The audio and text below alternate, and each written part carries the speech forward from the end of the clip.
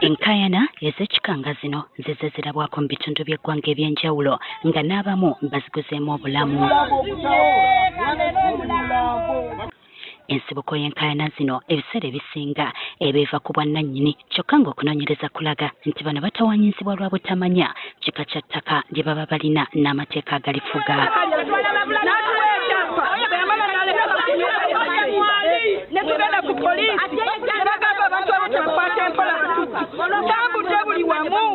Okusikangana ebitogi kuno kuzze kulabwako ne mu bitundu by'e Rwenzori ng'eno abasinga okukaaba be bannamwandu ssaako n'abantu abaliko obulemu.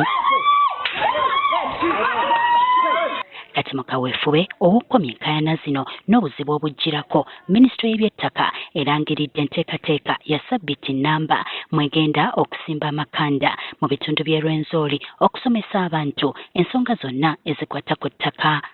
Minisita omubeezi w'eby'ettaka Harriet Ntabanzi ategeezezza ng'enteekateeka eno bwegenderedde okusomesa abantu ku ddembe lyabwe na butya bwe bayinza okwegazaanya ku ttaka awatali kusika muguwa. Tutandika n'ennaku 24 okutuuka ennaku 29 gye tugenda okukubiriza abantu, okubuulira abantu n'okusomesa abantu ebikwatagana ku mataka gaabwe.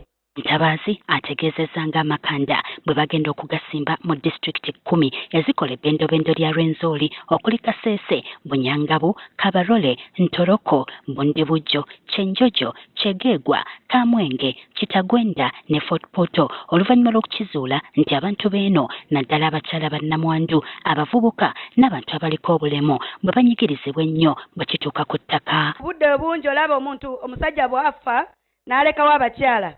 Balekawo administrator w'ettaka.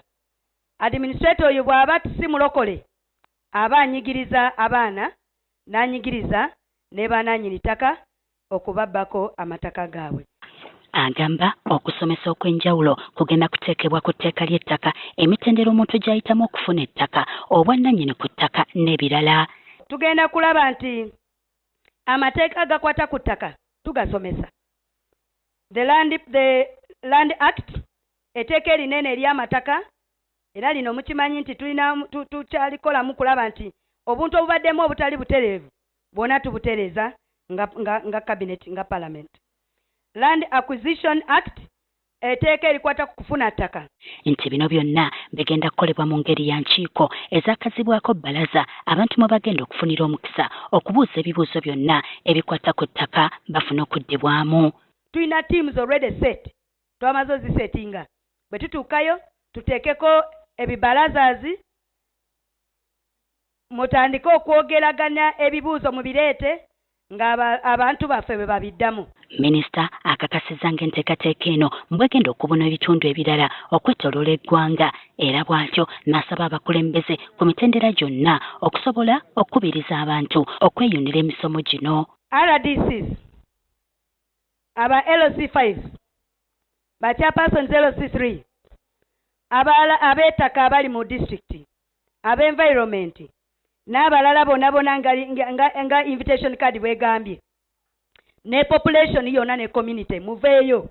Guno gugenda kubeera mulundi gwa 10 nga ministry etegeka emisomo gino. Justin Nakibule agafeeyo ku Spark TV. It also